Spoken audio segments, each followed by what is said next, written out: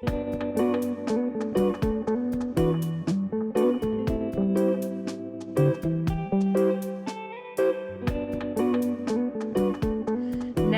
we have Ashley Hunt. Ashley Hunt has been a friend of Critical Resistance for decades, beginning with his first contribution of a video commemorating the Attica Uprising at our CR East Regional Conference in 2001. Since then, Ashley has helped produce interviews, videos, newspapers, and events with Critical Resistance, train students, and send new abolitionist organizers our way, and scheme on how to make abolition irresistible. Ashley, we pass to you.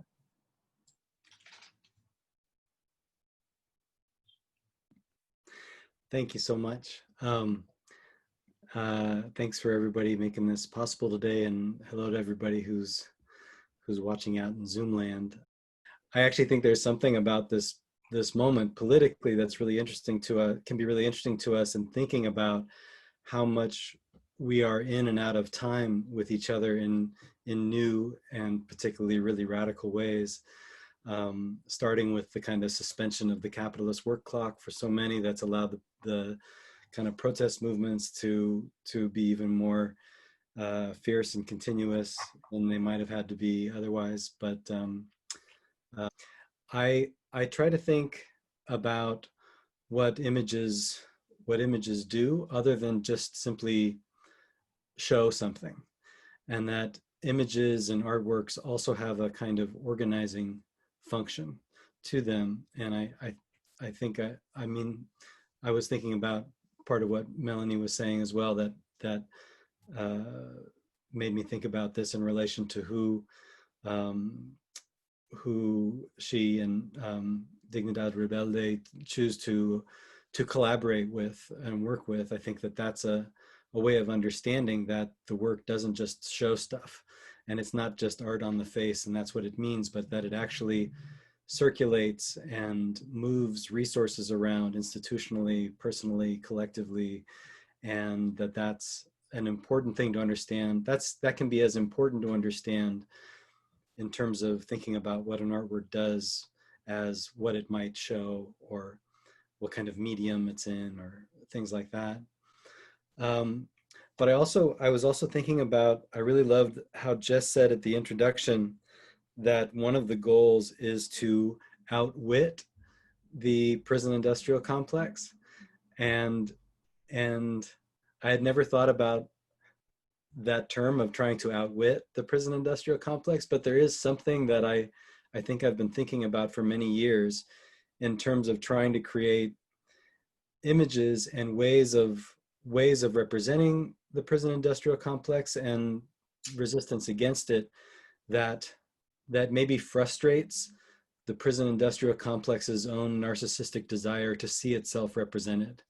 So also in Jess's idea that that she was saying around not showing bars or handcuffs unless they're being broken and so forth, there's a particular resistance to the kind of visual world that the prison industrial complex wants to force upon us and make us think is the only way to see, or the only world that we might see as possible.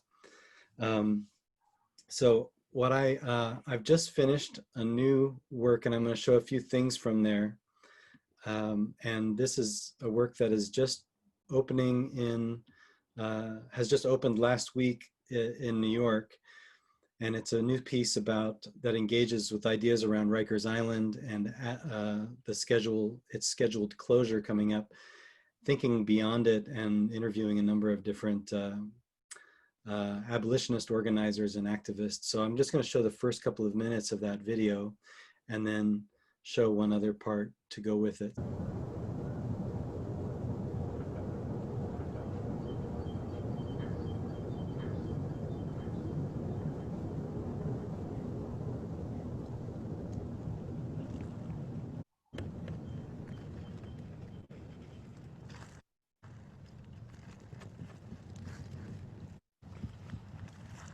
So, what is abolition? Abolition is making the world anew.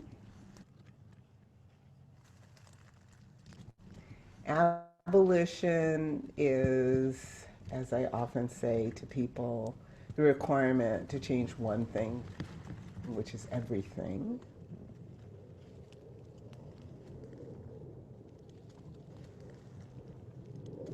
But we change everything by making something new out of what already exists.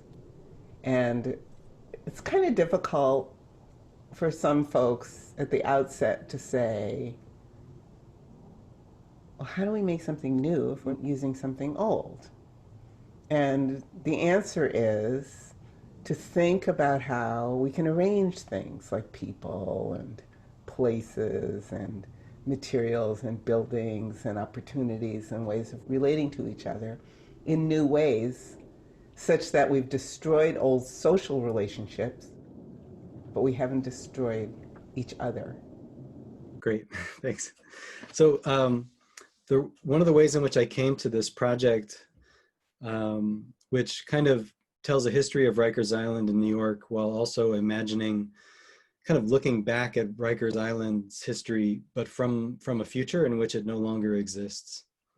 And the bulk of the imagery from it, except for some archival material that I've worked with, is shooting the kind of naturalized landscape that is on the shores around the Upper East River, from points at which you can see Rikers Island across the river, but without directly looking at Rikers Island for the most part, and instead focusing on the kind of plant life and ecology that would presumably grow up and replace it. One of the ways in which I came to this was from this image here, which is of the what people call the Old Atlanta Prison Farm, which closed down, I think, in 1991. And when I was showing a project, this particular project, Degrees of Visibility, for the first time in Atlanta back in 2016, someone had told me about this, and I thought I would go photograph it. And I thought, while I was photographing this kind of empty ruin of a prison, I thought to myself, what does it mean to photograph a prison when it's empty?